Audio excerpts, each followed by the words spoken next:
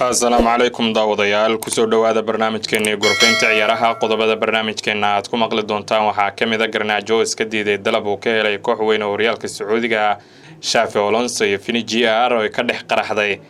FIFA oo ku dhawaaqday hal arin oo aan horay loo arag Lamine Yamal oo shaaciyay shaxdiisa riyada Liverpool oo bedelka Luis Diaz ka heshay Real Madrid Liverpool dalab rasmi ah ku gudbisay Marco Gueye Manchester United bedelka oonana dooratay aynu ku bilownay xidiga garabka weerarka uga ciyaara Manchester United Alexander Garnaajo ayaa si cad u diiday inuu ku biiro kooxda Saudi Arabia Al Nassr inkastoo ay jiraan wada hadallo hordhaca oo la yeeshay kooxda uu horkacayo Cristiano Ronaldo sida uu daha ka qaaday wariyaha Telegraph ee Make Garnaajo oo 21 sano jir ah ayaa weli xoogga saaraya inuu sii joogo horyaalada Yurub xilli Manchester United ay ogolaatay inuu ka fakero fursado kala duwan ee suurtagalka u noqonaya suuqa kala iibsiga xagaaga inkastoo qandaraaska uu kula jiro kooxda Old Trafford ilaa iyo sanada 2028 ay gaarayso haddana laacibka Argentina ayaa la filayaa inuu ka tago kooxda xagaagan go'aanka uu Garnaajo ku diiday Al Nassr ayaa yimid kadib wadahadallo ay la yeesheen tababaraha cusub ee kooxda Robin Amiron kaasi oo sheegay in dhammaadka xilli ciyaareedkii hore inuu xor u yahay inuu raadsado tartan cusub oo naftiisa uu ku hormarin karo tani waxay muujinaysaa sida Garnaajo uu doonayo inuu sii ahaado qayb ka mid ah kooxaha horyaalka Yurub saxafiga reer Spain Miguel Angel Diaz ayaa shaaca ka qaaday in xidiga Real Madrid Vinicius Junior uusan ku faraxsanayn go'aanka tababare Xavi Alonso gaaray intii lagu guda jiray kulankii semifinalka Club World Cup-ka oo kooxdu la ciyaaraysay Paris Saint-Germain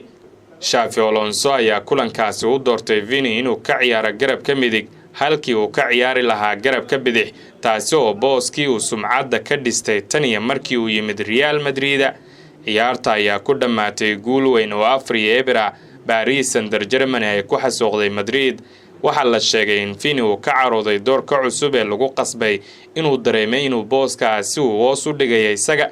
sida uu sheegay Miguel Diaz mustaqbalka Vini Jr weli ma cadda maadaama uusan weli cusboonaysiinin heshiiskiisa uu ka eg sanada 2027 tani waxay sare u qaaday hadalhaynta ku saabsan suurtagalnimada xidiga uu kaga dhaqaaqi karo kooxda haddii xaaladdu sida tan ay ku sii socoto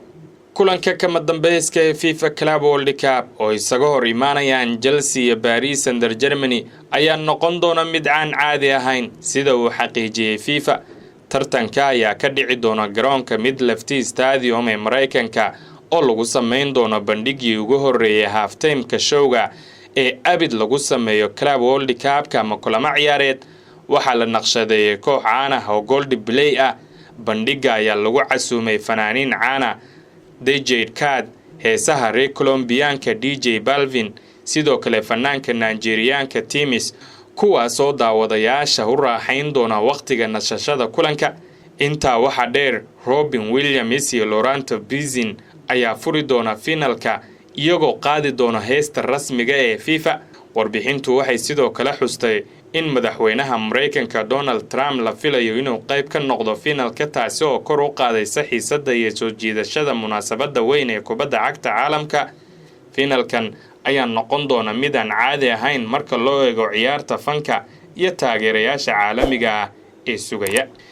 da'yarka Barcelona Lamine Yamal ayaa bartiisa X ama Twitter-ka soo dhigay safkiisa riyada ee kooxda Barcelona isagoo doorashooyin xiiso la sameeyay Yamal oo 17 sano jir ayaa weerarka u doortay Luis Suarez Lionel Messi iyo Neymar weerarkii hore mar loo oran jiray MSN dhexdana waxa uu soo xushay halyeyga reer Brazil iyo Spain Ronaldinho Xavi Sergio Busquets iyo Andres Iniesta difaaca waxa uu ku aaminay Carlos Puyol Gerard Piqué iyo Javier Mascherano saddex xidig oo door weyn ku lahaa gulihii waaweynaa ee kooxda halka goolhayahana uu u doortay Victor Valdes kaasi oo qayb weyn ka qaatay gulihii Barca xilligii Pep Guardiola Yamal ayaa si weyn u iftiimay tan iyo markii loo dallacay kooxda koowaad isagoo xilli ciyaareedkii hore ka caawiyay kooxda Hansi Flick ku guuleysiga La Liga iyo Copa del Rey wuxuuna hadda ka mid yahay musharaxiinta ugu cadcad abaalmarinta Ballon d'Or-ka wargeyska AS ee ka soo baxay Spain ayaa sheegaya in Liverpool xiise weyn ay u muujisay xidiga Brazil Rodrigo kaasi oo garabka uga ciyaara Madrid iyagoo doonaya inay ku xoojiyaan weerarkooda inta lagu guda jiro suuqa kala iibsiga xagaagan. wargeyska ayaa sheegay in Liverpool Rodrigo aqoonsatay bartilmaameedka beddelka Diaz kaasi oo u badan tahay inuu isaga tago xagaagan xilli uu xiise u qabaan kooxaha Bayern iyo Barcelona.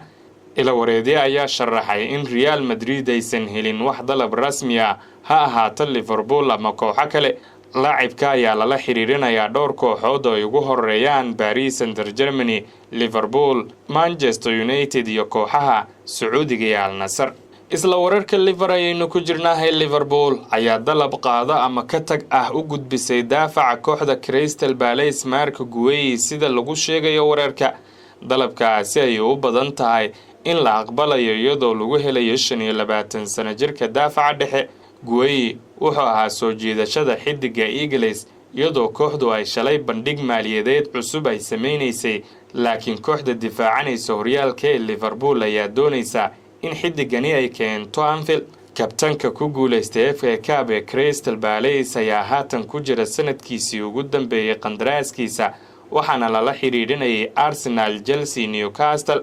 Guehi oo ciyaaray 45 daqiiqo kulan saaxiibtinimo albaabada ay u xirnaayeen oo ay la ciyaareen Millwall, weligiis buuq kuma uusan sameynin kooxdiisa dalabyada ka hor. wuxuuna ogolaan doonaa naadigiisa inay qiimeeyaan lacagta ciyaaryahankani lagu gadan karo.